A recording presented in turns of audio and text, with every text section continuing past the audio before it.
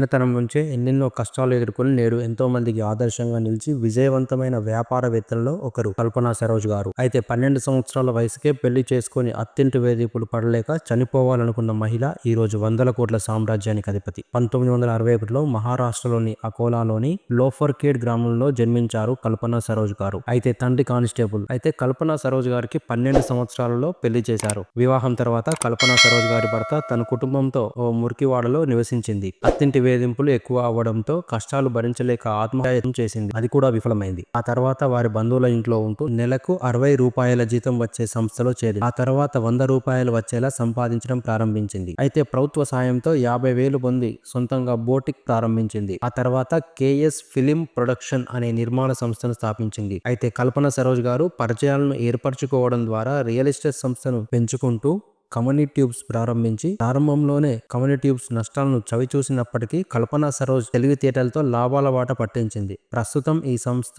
100 కోట్లకు పైగా ఆదాయం వచ్చింది. అంతేకాకుండా ఈమె Indian institute of management Bengaluru board of governors సభ్యురాలు కూడా. అయితే కల్పనా సరోజ్ ఆస్తుల విలువ $112 మిలియన్, అంటే భారతీయ కరెన్సీ ప్రకారం దాదాపు 930 కోట్ల రూపాయలు. ఎన్నో కష్ట నష్టాలు చూసి మిలియనీర్ స్థాయికి చేరి ఎంతో మందికి ఆదర్శంగా నిలిచిన కల్పనా సరోజ్ గారిని నిజమైన స్లమ్జీ డాగ్ మిలియనీర్ అని పిలుస్తారు. కల్పనా సరోజ్ గారు 2013లో ప్రణబ్ ముఖర్జీ చేతుల మీదుగా పద్మశ్రీ అవార్డును అందుకున్నారు. అంతేకాకుండా భారతీయ మహిళా బ్యాంక్ డైరెక్టర్ల బోర్డులో ఒకరుగా ఉన్నారు. కేవలం రోజుకు $2 సంపాదించే స్థాయి నుంచి వందల మందికి ఉద్యోగాలు కల్పించే స్థాయికి ఎదిగింది.